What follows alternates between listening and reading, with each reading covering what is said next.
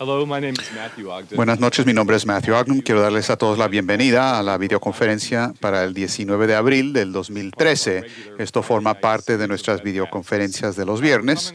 Y acabamos de celebrar una histórica conferencia en Frankfurt, Alemania, el último fin de semana, con una participación internacional, incluida la participación del señor Lyndon LaRouche. El señor LaRouche participó en esta reunión en Frankfurt y, por lo tanto, él está con nosotros hoy a través de videoconferencia desde Alemania. Ahora, lo que haremos en esta videoconferencia es plantearle una serie de preguntas al señor LaRouche, que ha venido de varias partes. Leandra Bernstein está conmigo en el estudio y vamos a plantearle preguntas al señor LaRouche. Para empezar con la videoconferencia de hoy, el señor LaRouche ha solicitado que empecemos con una pregunta que ha llegado de círculos institucionales en Washington, D.C. Y entonces, para plantear esa pregunta, le quiero pedir a Leandra Bernstein que pase al podio.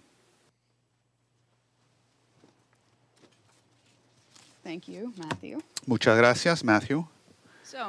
Así que, señor LaRouche, usted participó, como Matt nos acaba de indicar, una conferencia verdaderamente importante este último fin de semana.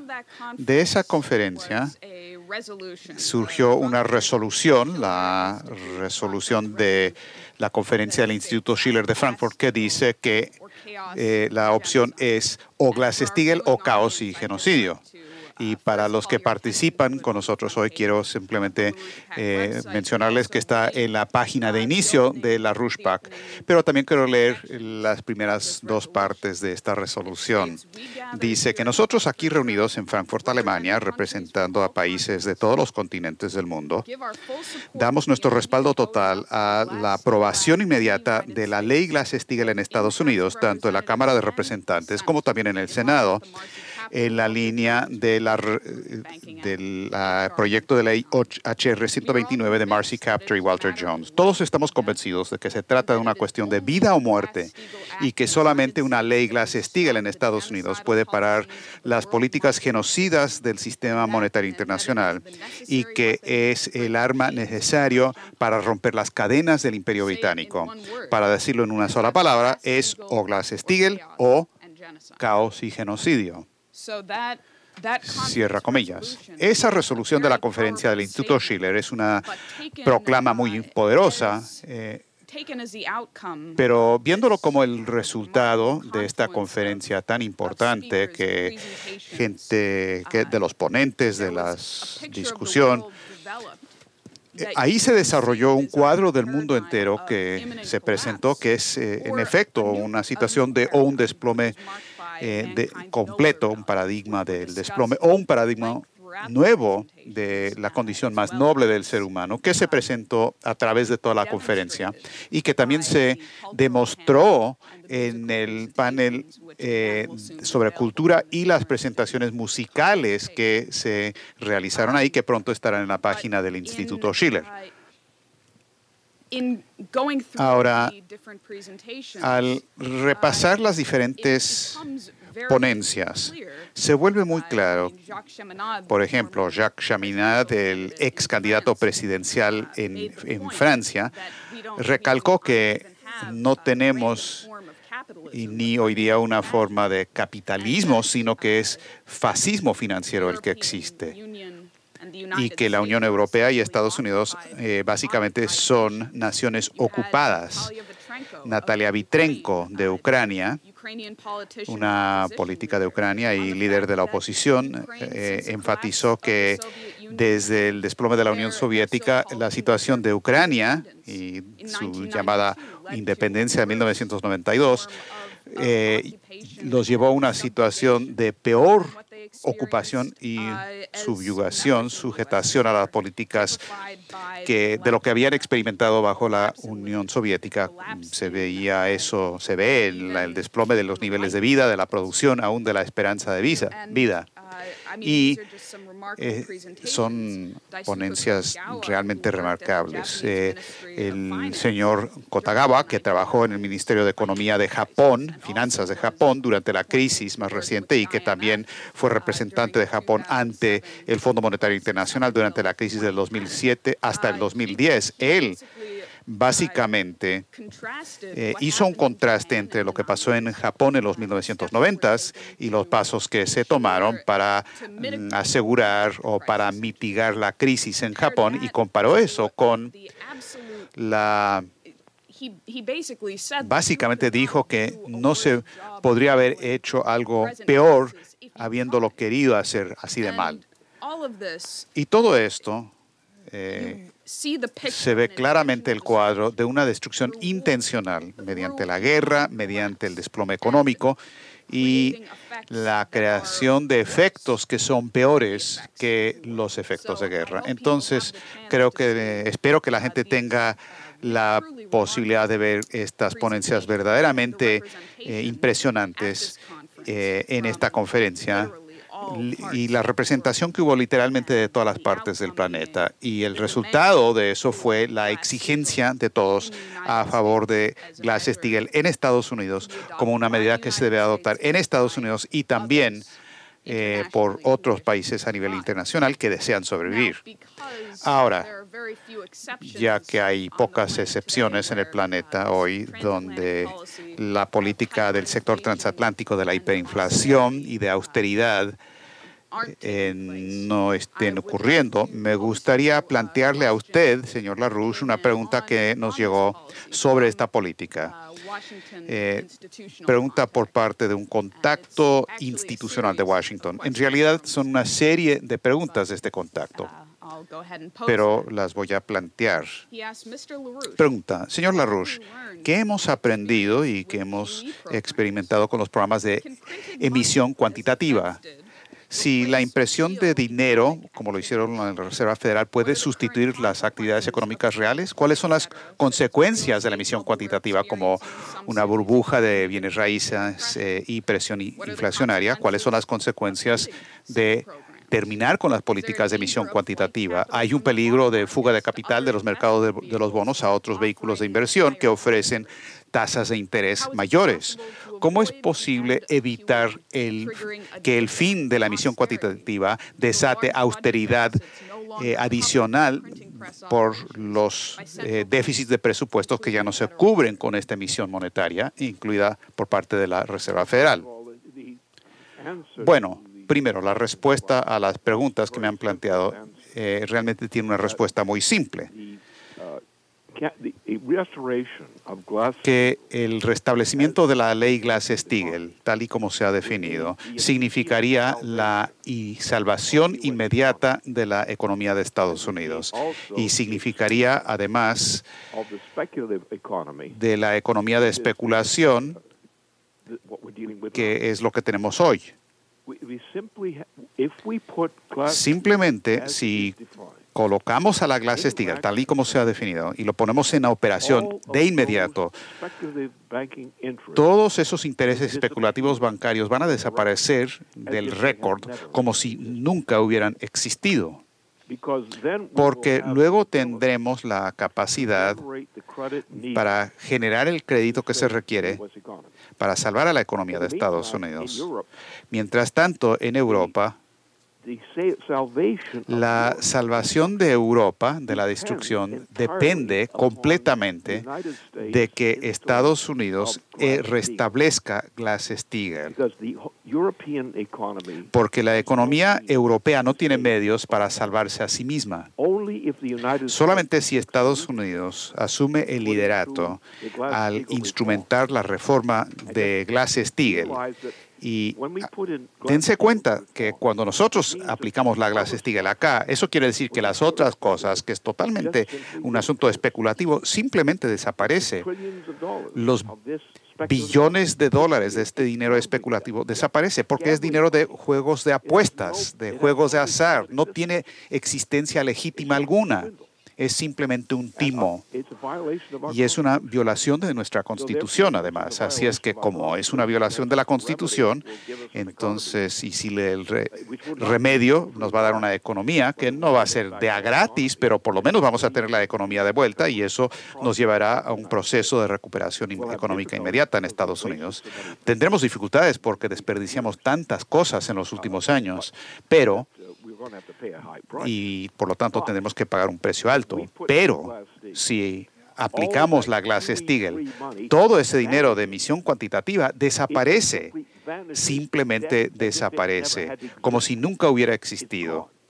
Desaparece y vamos a tener que usar el sistema federal para crear un flujo de crédito que va a ser crédito que se presta por parte del gobierno federal para activar las cosas de nuevo. Es una manera simple de decirlo. Podemos desatar una recuperación. No va a ser así de fácil porque hemos destruido tanto de nuestro potencial económico. También hemos destruido el potencial intelectual de la mayoría de nuestros trabajadores. Ya no saben cómo producir. Han estado fuera del mercado por tanto tiempo. No saben qué hacer.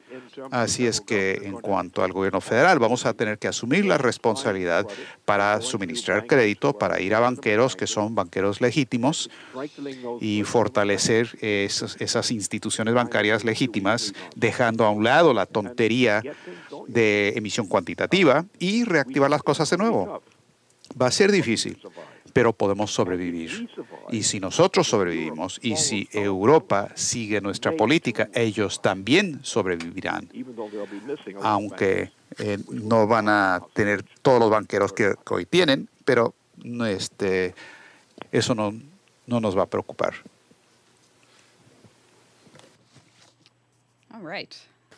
Muy bien. Tengo otra pregunta sobre la pelea sobre Glass-Steagall en Estados Unidos. Y quiero decirles que la movilización para aprobar las resoluciones de Glass-Steagall a nivel estatal es algo que está avanzando y realmente avanza a todo vapor. Y esperamos poderles dar a ustedes informes muy entusiasmantes muy pronto sobre nuestras actividades, incluido, creo que muchos de ustedes ya saben de que se aprobó de una resolución de Glass-Steagall de manera unánime en el estado de Indiana, que ocurrió en un solo día. Así es que aquí tenemos un grupo de personas, de legisladores, que realmente saben cómo lograr las cosas. Les tomó un día. Tuvimos una delegación muy grande en Albany, la capital del estado de Nueva York, de activistas, presionando en el estado de Nueva York. Es muy importante, especialmente si uno se da cuenta de quienes están en la Comisión de Servicios Financieros del Senado. California, hubo una convención demócrata en California muy importante, estamos siguiendo con el trabajo ahí. En Alaska tenemos una situación todavía no se ha decidido y quizás el ejemplo de Indiana, de aprobar la resolución sin perder nada de tiempo, ese ejemplo puede ser un ejemplo muy importante para Alaska, porque se les está acabando el tiempo en Alaska del periodo de sesiones de la legislatura. En Iowa, en Missouri, tenemos una delegación que están llegando a ese estado para organizar. Entonces tenemos esta avanzada, esta cargada. Y quiero decirles a nuestros, los que participan en esta videoconferencia, el impacto que tiene entregarle a un congresista una resolución que llega de su legislatura estatal tiene un poder muy grande. Los para en seco porque de otra manera están corriendo de un lado para otro, de comisiones, audiencias, reuniones, y los para en seco y dicen, esto viene de mi legislatura, viene de la gente que yo conozco, que me eligieron. Entonces es muy poderoso cuando esto ocurre.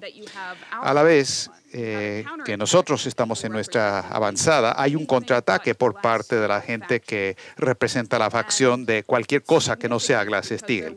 Y es muy significativo porque hubo audiencias esta semana en Washington, en el Congreso, que empezaron a hablar del impacto de la ley Dodd-Frank, especialmente en pequeñas instituciones financieras. Y como usted mencionó en la respuesta a la primera pregunta, tenemos un grupo importante de banqueros legítimos, se les puede llamar banqueros buenos, a diferencia de los banqueros muy, muy malos. En estados eso existe. Sin embargo, el número de esas personas en el transcurso de la última década y especialmente desde Dodd-Frank, ese número se está reduciendo. Entonces, en esta audiencia en el Congreso que se habló de que en la última década 1.500 bancos de las comunidades simplemente han desaparecido. Desde que se aprobó Dodd-Frank, 475 bancos han desaparecido desde el 2010. Y estos son los bancos que sirven a las comunidades rurales, a los agricultores, prestan para hipotecas, prestan a pequeñas comunidades. Hubo un representante que estaba hablando de su propia experiencia en la universidad. Él pudo hacerlo porque su banco local de la comunidad pudo hacerle un préstamo a sus padres para que se pudiera educar.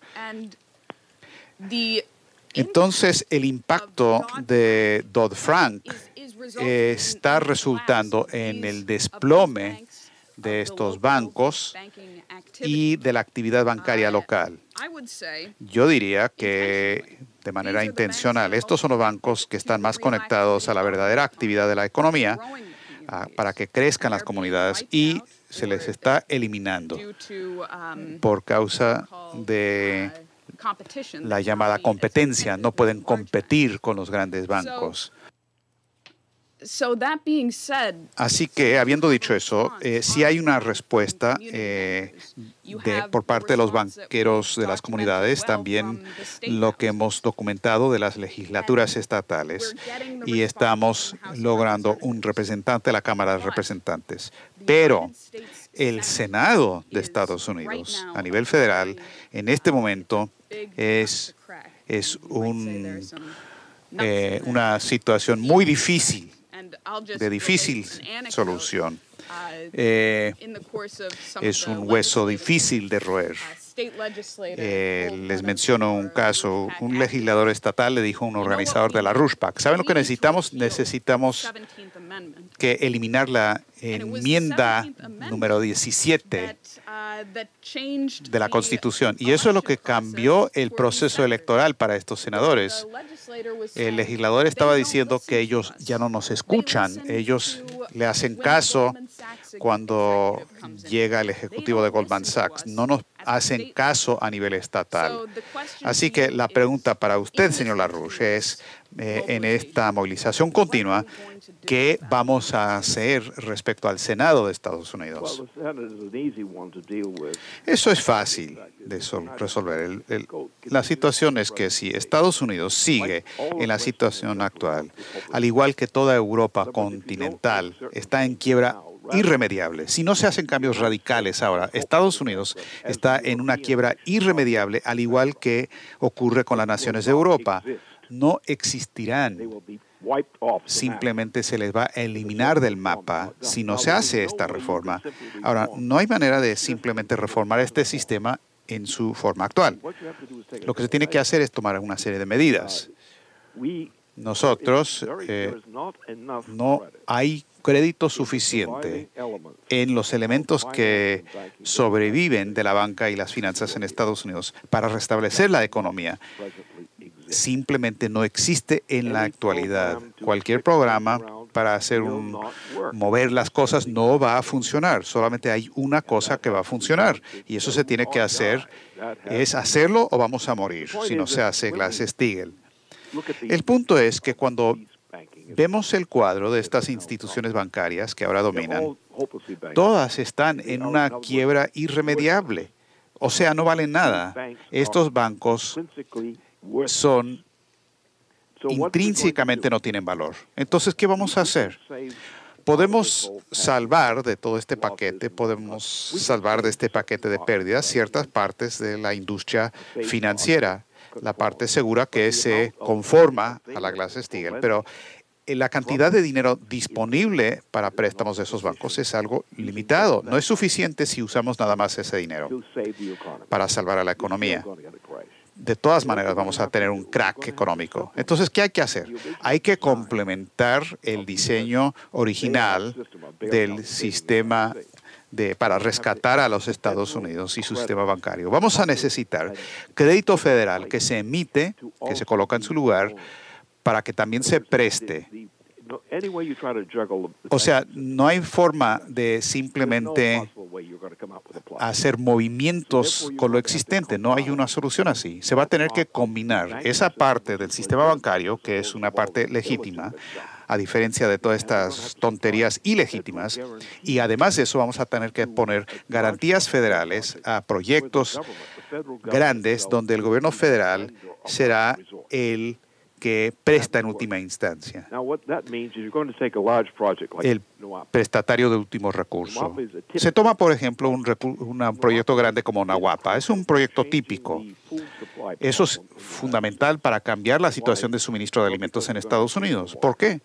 Porque vamos a aumentar el suministro de agua y vamos a empezar a cosechar más, vamos a utilizar más dinero, más agua.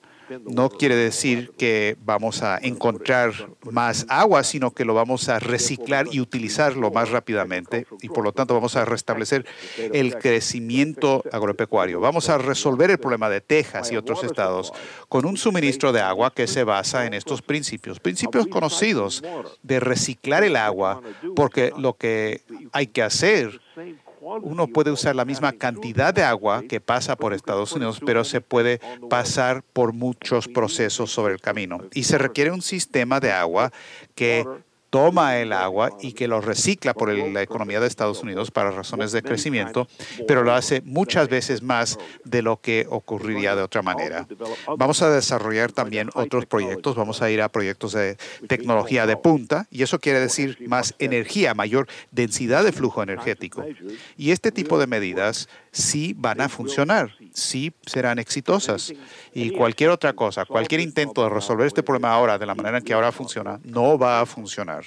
Acuérdense, sobre todo, que de cualquier manera, el dinero de las apuestas que se ve representado en los grandes bancos especulativos ahora, eso nunca va a resolver nada para la nación. Es simplemente papel de desperdicio. Hay que deshacernos de él. Así es que regresar a una cantidad reducida de dinero válido, porque tenemos que eliminar varios de los bancos. Se tiene que hacer, ellos mismos lo están haciendo. Están en quiebra irremediable. Y la idea de que tienen algún valor es un fraude. Así es que vamos a tener que aceptar que vamos a iniciar con borrón y cuenta nueva, con una cantidad reducida de dinero nominal para prestar dentro del sistema bancario, pero bajo nuestro sistema podemos aumentar el crédito disponible para prestar y para pedir prestado para funciones útiles, porque el gobierno federal puede dar crédito a aquellas instituciones y empresas que cumplen esa función. Y simplemente vamos a ese método. De todas maneras, el hecho es que casi todo lo que se considera como la riqueza de los ricos es algo sin valor absolutamente. Es simplemente basura que no vale nada y se acabó. ¿Y por qué entonces el enemigo, y esto incluye a muchos de los banqueros principales hoy, por qué están haciendo lo que están haciendo? Lo que están haciendo es que van a poner al mundo entero en la bancarrota total de manera esencial. ¿Y cómo piensan hacerlo? Bueno, simplemente la reina de Inglaterra ha planteado toda esta política. Toda la política es: no vamos a prestarles dinero a estos tipos. Vamos a reducir la población. Vamos a reducir la población de unos 7.000 millones de personas a aproximadamente 1.000 millones. Eso es lo que ha proclamado la reina. Eso es lo que es toda la política del gobierno de Obama. Es la misma política. Obama está trabajando por la reina. Su política es reducir la población de Estados Unidos. Ya están haciendo políticas de hambruna bajo su legislación. Están matando a la gente de Estados Unidos de manera general. Esa es su política. Y esas son las opciones que enfrentamos. O matamos a la mayoría de nuestra gente en Estados Unidos y se hace de manera rápida y fea, y se hacen cosas parecidas a la gente en Europa y otros lados, con una reducción rápida de la población humana de 7.000 millones de personas a más o menos 1.000 millones. todo a la vez. Y este presidente de Estados Unidos, el que tenemos, es quien está comprometido a hacer exactamente eso. Así que si usted quiere, si usted es una persona honesta, uno no va a hacer eso. Uno no va a matar a la gente de Estados Unidos de manera general ni de otros países. Más bien, hay que eliminar a estos banqueros inútiles porque no representan ningún valor en absoluto y vamos a activar un sistema de crédito en base a la Constitución Federal de Estados Unidos. Vamos a regresar a la Constitución Federal de Estados Unidos, exactamente tal y como se diseñó. Y la aplicación de eso a un sistema de crédito y a una ampliación del crédito federal que se le otorga a causas útiles es la única solución. O se hace eso ahora o simplemente nos vamos a morir. Esas son las opciones. O se hace esta reforma en Estados Unidos o prepárese a morir. Usted no tiene una tercera alternativa. Usted tiene dos opciones, morir o vivir. Morir es seguir la política del actual presidente de Estados Unidos, por ejemplo, y la política británica. Vivir quiere decir ir a una reforma completa en base a la Constitución original de Estados Unidos. Y funcionará. Solo falta esta cosa. Se requiere un sistema de crédito federal para permitir que el crédito federal se utilice para inversiones en el empleo productivo. Y eso es todo. Es así de simple y es así de necesario.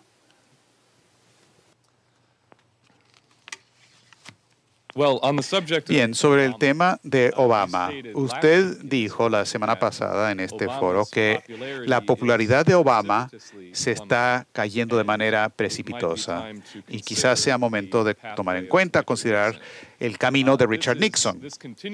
Esto sigue siendo el caso, no solamente con la oposición, el Partido Republicano, sino también dentro del propio Partido Demócrata de Obama, de muchas maneras diferentes. Y realmente tenemos una situación donde los crímenes de este presidente lo están cercando y rodeando y se ve una resistencia organizada a este presidente que se está formando en ambos partidos, no importa los partidos. Es interesante que este miércoles pasado tuve la oportunidad de participar en una conferencia de prensa en el Congreso de Estados Unidos con el señor Charles Woods, quien es el padre de uno de los 4 estadounidenses que murieron la noche del 11 de septiembre de 2012 en Benghazi, Tyrone Woods. Charles Woods estuvo en el Congreso de Estados Unidos hablando sobre una petición que él había circulado que ha recibido 700 firmas de profesionales de operaciones especiales exigiendo que se cree una comisión selecta del Congreso para saber realmente qué pasó en Benghazi. Y el señor Woods lo hizo con el representante, el congresista Chris Smith, Frank Wolf y Mo Smith. Y la pregunta que se hicieron, la pregunta fundamental es ¿por qué el gobierno de Obama sigue encubriendo la verdad? ¿Por qué no hubo apoyo militar de ningún tipo para mi hijo durante esta pelea de 8 horas? ¿Y por qué hoy, aún a estas alturas, funcionarios de alto nivel no han hablado ante comisiones del Congreso para hablar de manera juramentada? Esta resolución en el Congreso ya tiene 109 personas que respaldan esto, casi es la totalidad de la fracción demócrata, y el periódico The Hill tuvo un artículo donde dice que John Boehner, el presidente de la Cámara, está enfrentando una revuelta dentro de su propio partido, presionándolo, exigiendo una verdadera investigación y no un encubrimiento por parte del liderato republicano de lo que Obama hizo el 11 de septiembre de 2012. Ahora, esto también se ve respaldado de manera interesante por resoluciones que están llegando de los estados. Uno podría decir que los estados ahora están repitiendo lo que nosotros hemos hecho con lo de Glass-Steagall en estas resoluciones estatales. Nos acabamos de enterar que la legislatura del estado de Michigan tiene una resolución que fue presentada por 10 miembros de la legislatura estatal exigiendo que el Congreso investigue lo de Benghazi. Así es que pueden haber otras legislaturas que también tienen resoluciones parecidas sobre ese tema. Esto también intersecta una atención creciente a la carta del congresista Walter Jones de que se haga pública la parte de 28 páginas del informe del 11 de septiembre original, según lo que el ex senador Bob Graham ha exigido, porque presenta la parte saudí del apoyo financiero y logístico a los que fueron los secuestradores iniciales del 11 de septiembre del 2001. También hay indicaciones de que hay movimiento político en torno a otros aspectos para restablecer la comisión del 2001, incluyendo propuestas del congresista Frank Wolf, algo incluido en el presupuesto de Estados Unidos. Tendremos detalles más adelante. Pero estamos hablando de Benghazi, del 11 de septiembre. Esta política obviamente continúa con lo que Obama está haciendo. Habla de enviar tropas a la frontera de Jordania y Siria, el respaldo a la oposición en Siria, que están repitiendo lo mismo que hicieron en Libia, pero está ocurriendo también de otras maneras. El fin de semana se celebró la convención demócrata del Partido Demócrata en el estado de California, y en esa convención nosotros tuvimos testigos presenciales, que muchos de los delegados a esa convención demócrata en California se estaban parando y sin provocación alguna, por cuenta propia, estaban denunciando a Obama y pidiendo la acción de un impeachment, un juicio político en contra de Obama por la manera en que él ha cortado los gastos en Medicare y Seguro Social con el famoso índice inflacionario encadenado.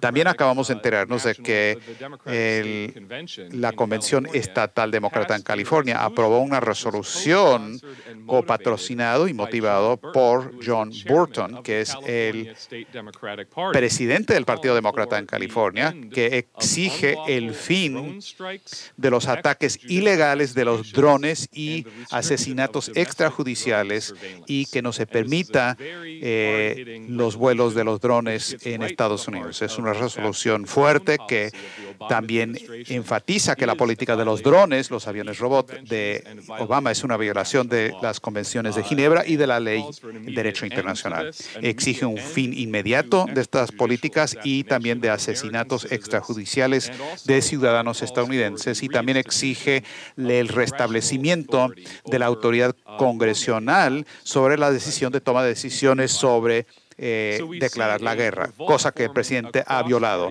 Así es que hay una revuelta que cruza las líneas de los partidos en contra de lo que está haciendo este presidente, y se está creando una protorresistencia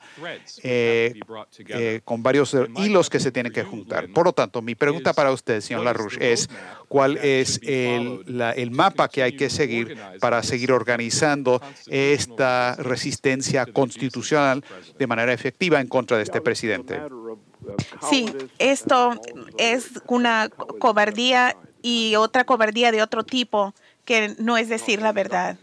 No es simplemente evitar lo que saben, pero también tapar de su atención. Y esto es lo más crucial. ¿Cuál es nuestro problema en los Estados Unidos? ¿Cuál es el problema en el mundo? ¿Cuál es el problema principal, la gran crisis que amenaza la totalidad de este planeta? Volvamos al 11 de septiembre original.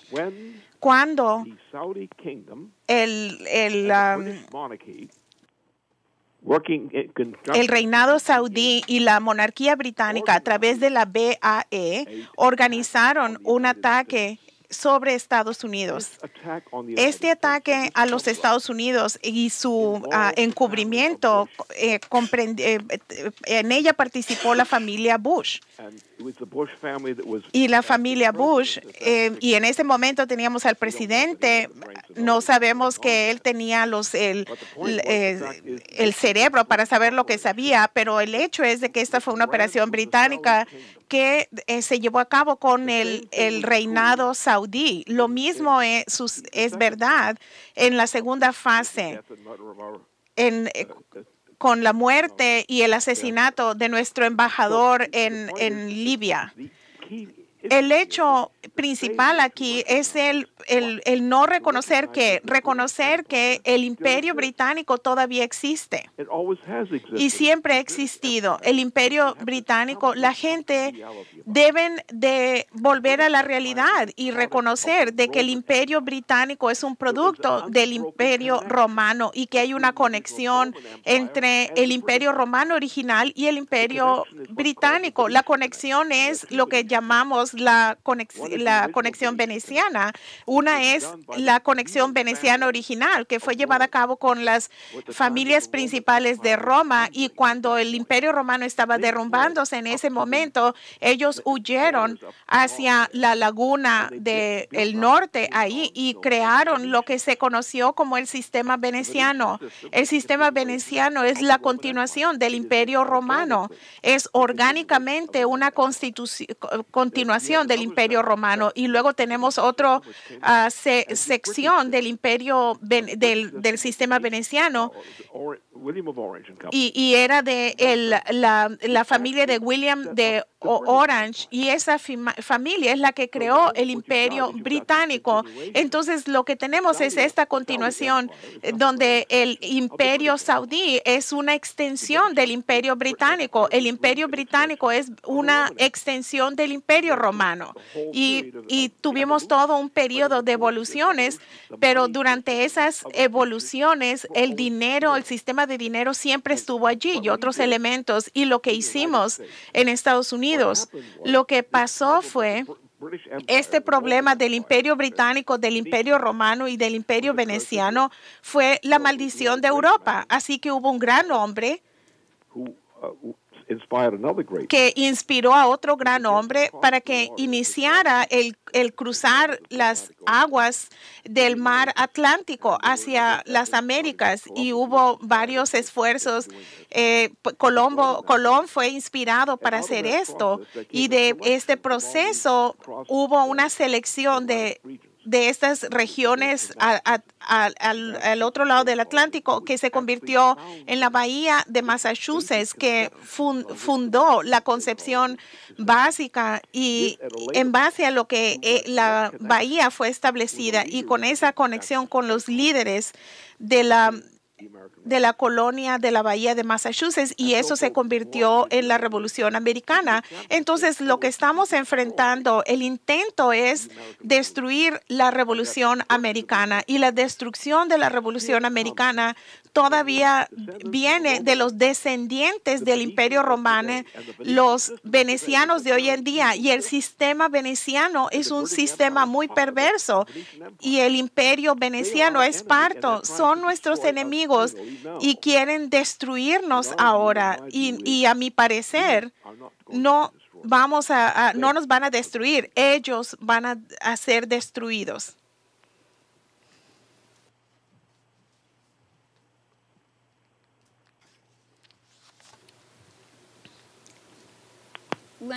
Lynn, varias preguntas han llegado desde los sucesos el lunes en Boston.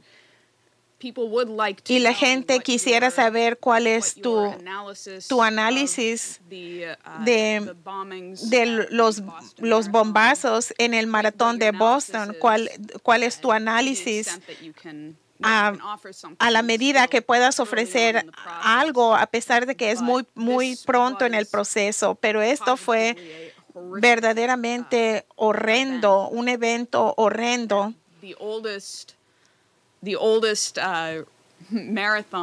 Es el maratón más antiguo en el planeta, donde había gente de todo el planeta.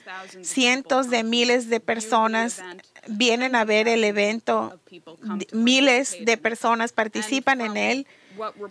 Y lo que los reportes nos indican, había 2 bombas que estallaron muy cerca a la meta. Y sucedió el Día de los Patriotas, que fue el 15 de abril, que es cuando se llevó a cabo el maratón.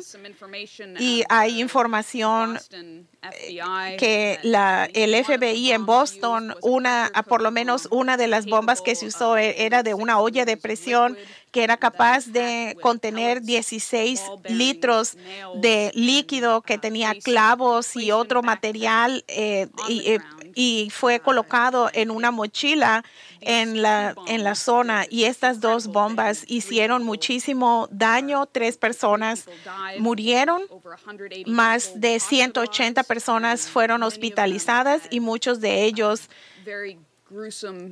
tienen daño espantoso a sus piernas debido a dónde fue colocada la bomba. Y también han habido reportes de un incremento de la tensión con varios sucesos en Washington, D.C., donde el equipo contra bombas se le llamó y se espera había la sospecha de que había paquetes y se le llamó al equipo contra bombas. Esto fue durante la semana y luego habían 12 cartas, una para el presidente Obama y otra al senador Wicker de Mississippi, que tenía veneno ricin. Y el miércoles la planta de fertilizantes en el occidente de Texas estalló y lo que nos han reportado hasta la fecha parece que fue un accidente, pero no se ha dicho que no fue un crimen. No se ha descartado que no haya sido crimen. Sin decir más, quiero preguntarte cuál es tu análisis de los eventos de esta semana, en particular con lo que pasó en Boston. Tomemos el caso de Boston primero. Ahora, no tenemos los hechos exactos que nos indican quién hizo quién a quién, pero tenemos puntos interesantes. Por ejemplo, el método de olla de presión. Lo que esto significa es que quien hizo este hecho tuvieron ventaja para salir de la situación. En otras palabras, esto no fue un trabajo de atacar y correr. Esto fue una olla de presión que se puso a trabajar como una olla de presión y es así como estalló. Entonces, esa es la historia que nos han dado y esa es la mejor evidencia que nos han dado. La otra caso, tenemos algo similar en donde alguien ha hecho algo que tiene un efecto masivo y se disemina y no hay una señal de los que propagaron este evento, pero alguien lo propagó. Ahora tenemos al FBI y otros que están buscando, pero esto no es algo no están buscando matar al máximo número de personas. Esto es para crear la pérdida de confianza en la gente y a las autoridades que se protege, y es la forma más conveniente de crear tal efecto. Yo diría de que esto es... Tenemos que ir por el efecto y asumir que el efecto nos está diciendo la historia y decirle a alguien en el gobierno hasta que alguien en el gobierno nos dé una explicación. Pero el hecho es de que en la superficie esa es una forma muy inteligente de causar el caos máximo y confusión con el esfuerzo más mínimo. No hicieron tanto actualmente, nada conspicuo se hizo hasta que esta maldita cosa en Boston estalló, pero hasta ese momento era un objeto que estaba en la calle y después estalló. Pero para entonces, aquellos que plantaron la olla de presión se habían ido de acuerdo a todos los recuentos que nos han dado. Entonces, digo que lo que nos han dicho y las suposiciones son la mejor evidencia que tenemos en este momento. Obviamente, esta fue la intención. Hay un patrón de incidentes que fueron intencionales en su naturaleza y no querían intentar hacerlo como un accidente. No hay nada en el caso de Boston que diga que fue un accidente, pero hay una configuración de la intención sin esfuerzo. No puedes poner una olla de presión allí que está cocinándose, lista para estallar, y alguien sin problema alguno se camina y se va de la zona después de colocarlo en la zona. O este es lo que nos han indicado. Es la única historia que la policía y el FBI nos han dado.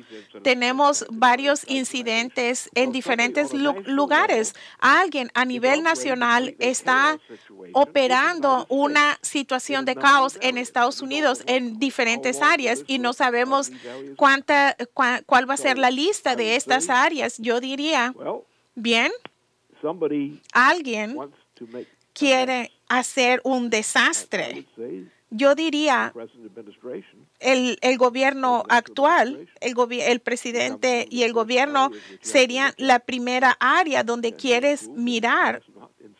Él puede probar que él de alguna manera no estuvo envuelto directamente o indirectamente, o gente que trabajan a su favor, a su llamado interés, no tenía nada que ver con esto. Y yo pienso que lo que debemos hacer como una nación es simplemente darnos cuenta que este patrón de incidentes que coinciden, excepto que alguien está siendo inteligente y está bombeando efectos terroristas en diferentes partes de Estados Unidos, todo en el mismo periodo corto de tiempo. ¿Quién tiene el interés de hacer esto?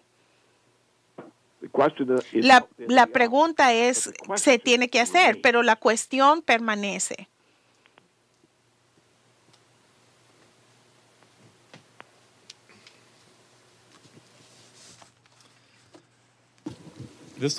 Esta será la última pregunta.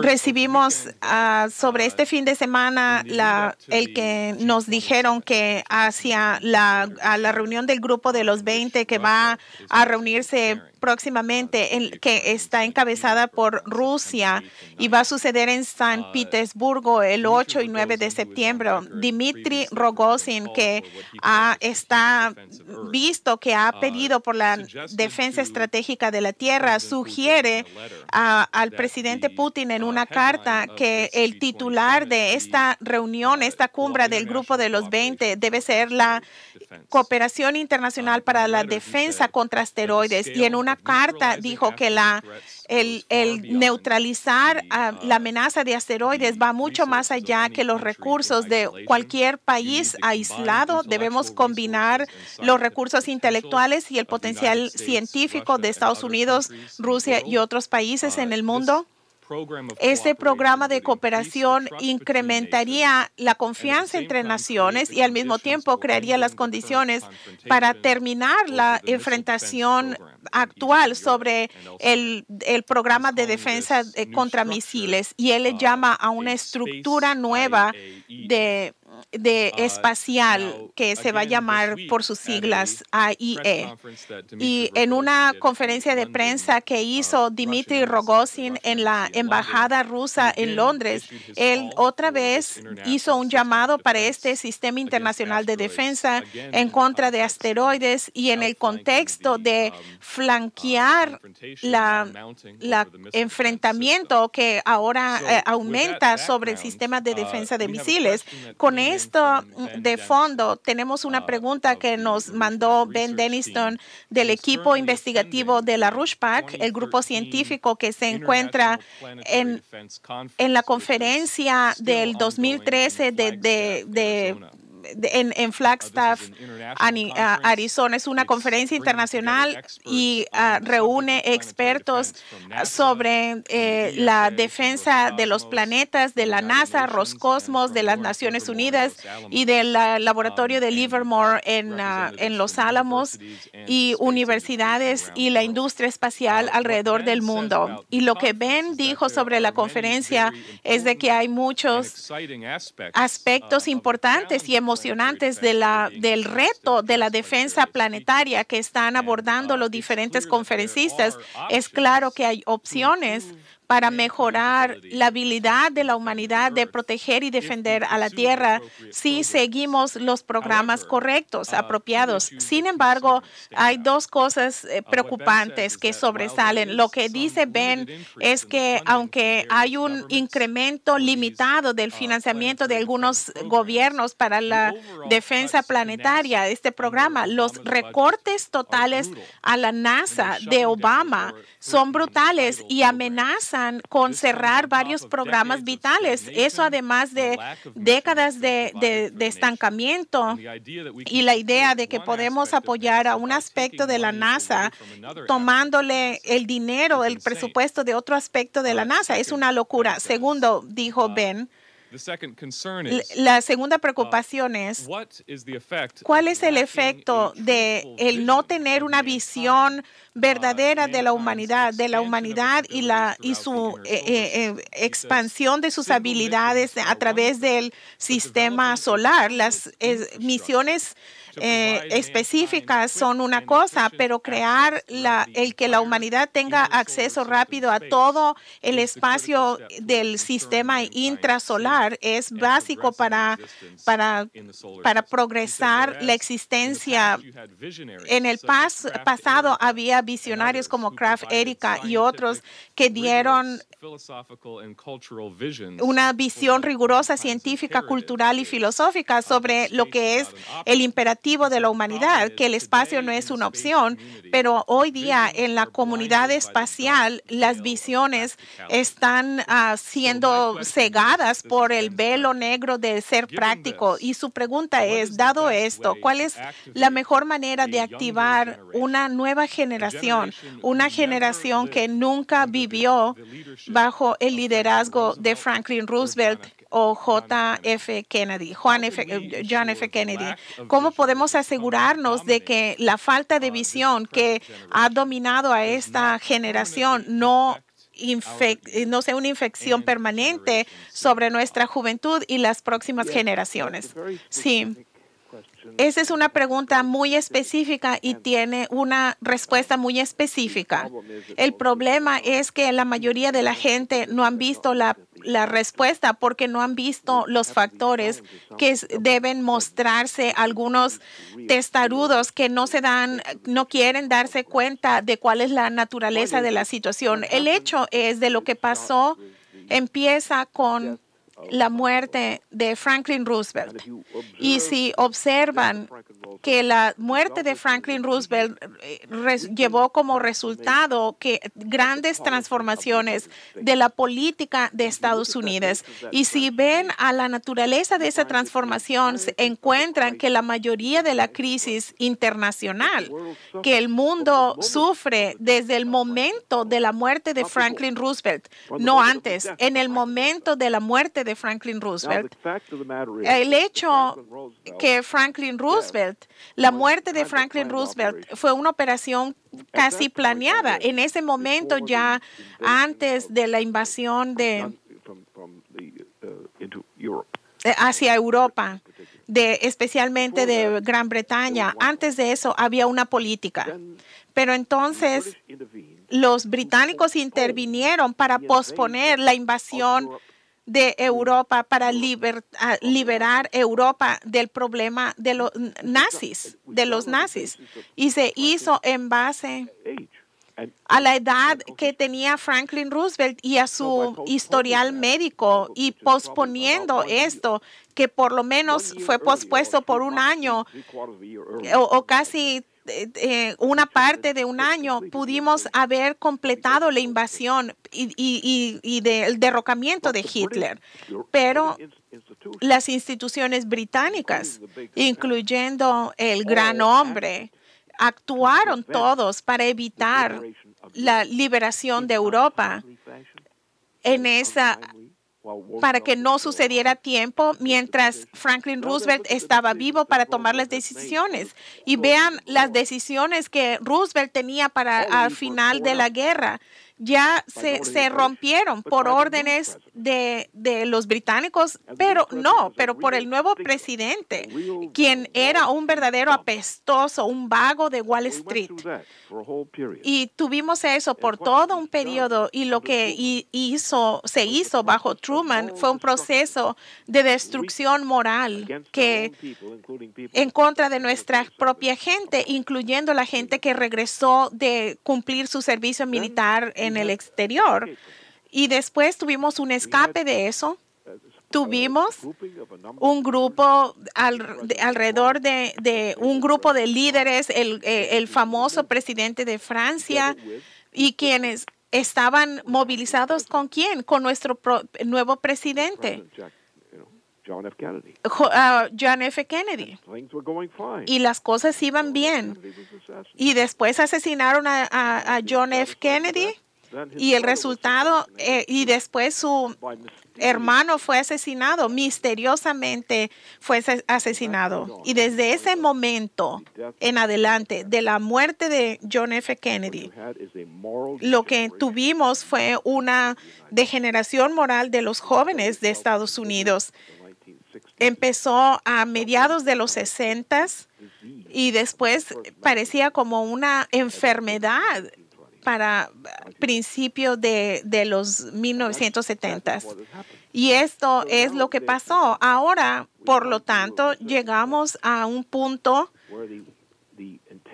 donde la intención moral, las preocupaciones que motivaron a la gente que iban a hacer el trabajo de explorar el espacio,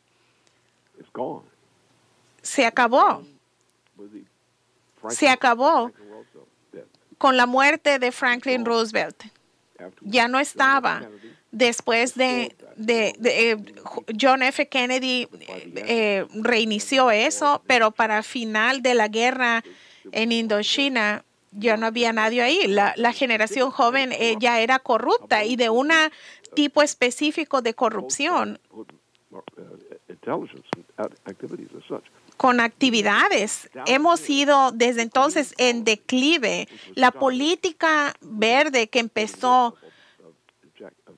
cuando se deshicieron de John F. Kennedy ahora rige. Ahora tenemos a una población que es una población adulta, una población adulterada, digamos, que se opone a este tipo de cosas. ¿Por qué? Porque son depravados. Son una degeneración depravada. Y esto es lo que sucedió. Estamos enfrentados a la crisis más grande que la humanidad haya visto, la amenaza de una extinción, incluyendo la extinción de la especie humana. Es posible. Y por lo tanto, ese es el problema. Debemos reconocer de que ese es el problema. Probablemente la mejor manera de abordarlo es con esta cuestión de la crisis económica. Las vidas mismas de la gente en Estados Unidos y en Europa están al borde de la extinción.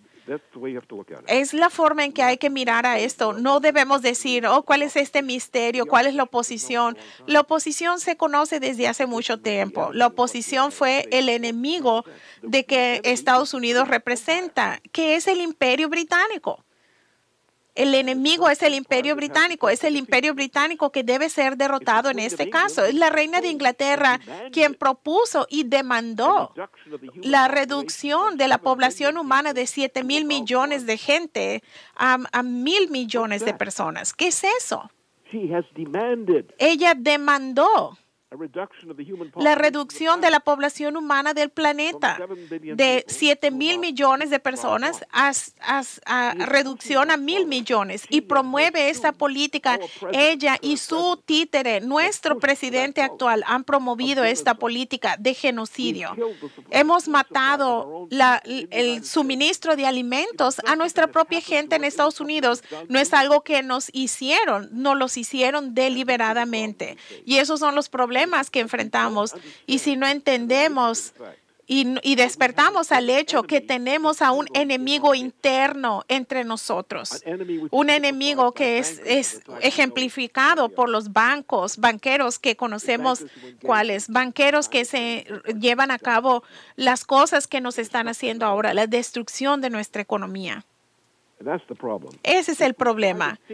Si tratamos de componer los problemas uno a uno y darle lecciones sobre la moralidad o las amenazas del espacio exterior, eso no va a funcionar. Debemos llegar a la verdadera fuente del problema, de la amenaza. ¿Quién es la gente que ha creado la amenaza, que ha creado la perspectiva de aceptar este tipo de política?